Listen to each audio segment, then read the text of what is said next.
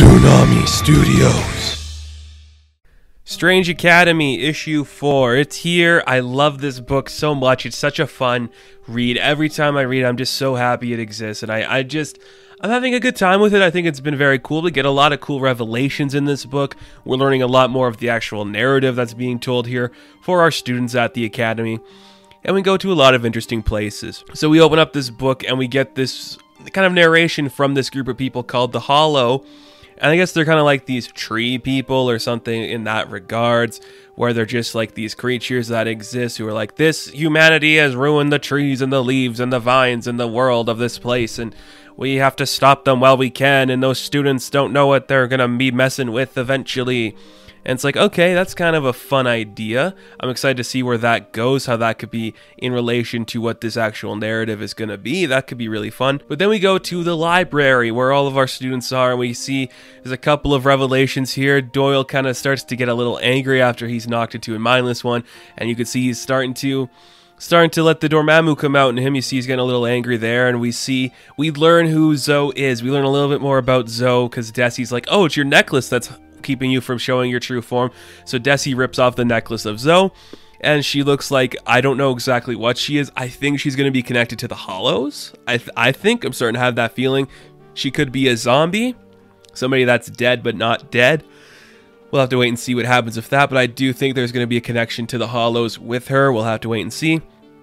We also see there's a couple of students that are playing door tag, and door tag is you go through a bunch of random doors, you end up in random places across the multiverse pretty much, and you have to tag the person they're in. So we got a couple students playing that. Shaylee, Calvin, Toph, and I think was it Ehrlich, one of the Asgardian brothers is playing it.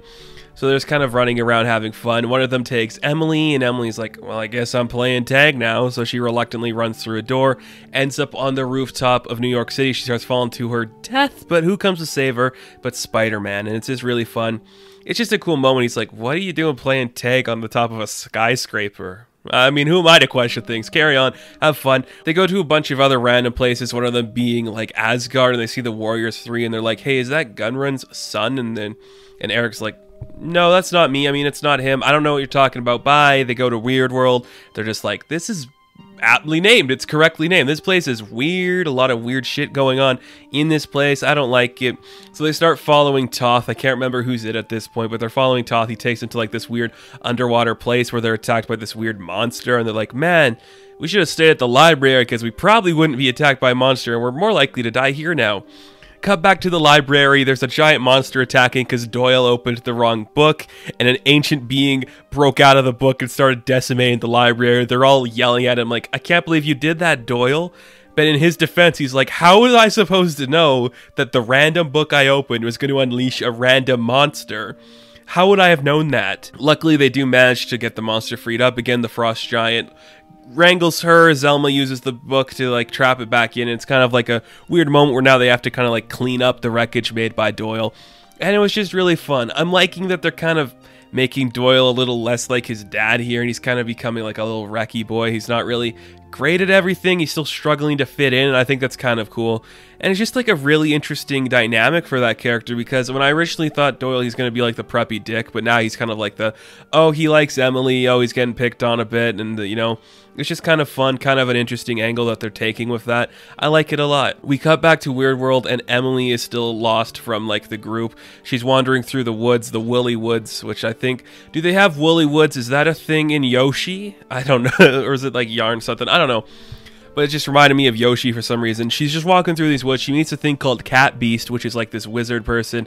Probably someone that we're teasing is going to come back later, because the cat's like, I'm a wit. Oh, it's not important. We'll come back to that at a different time. And they're like, well, where do you want to go?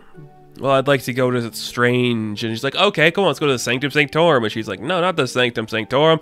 I'm at Strange Academy.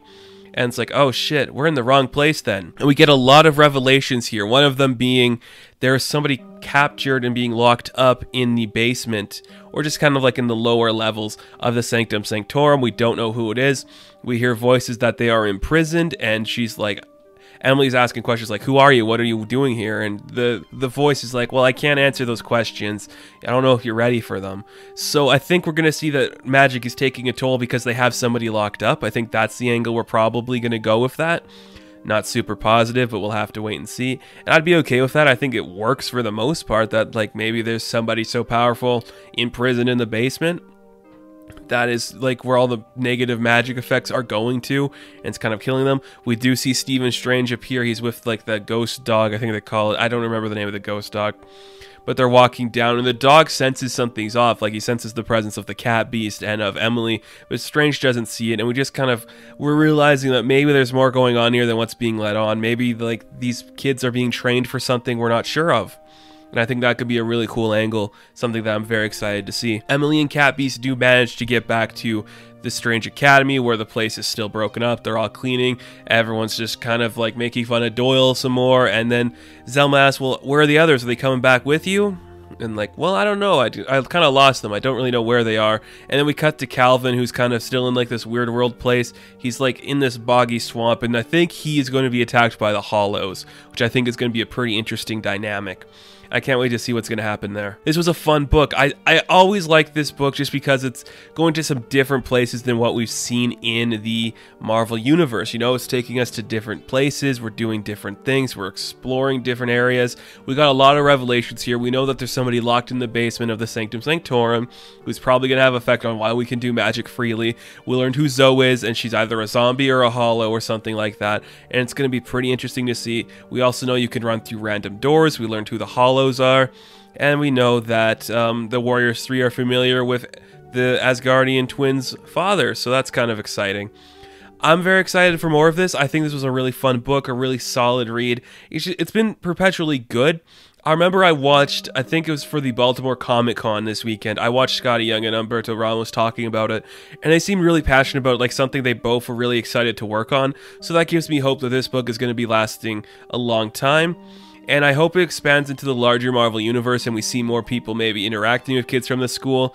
Maybe we see more younger heroes interacting with things from the school. I think that could be really fun. So, Strange Academy issue 4, a solid read that I'm going to give a 7 out of 10. Now, thank you guys so much for watching this review. Be sure to like and subscribe to the channel. As always, you can check me out on Instagram, Patreon, Twitter, all that good stuff, and I will catch you in the next one. Have fun, stay safe, good luck.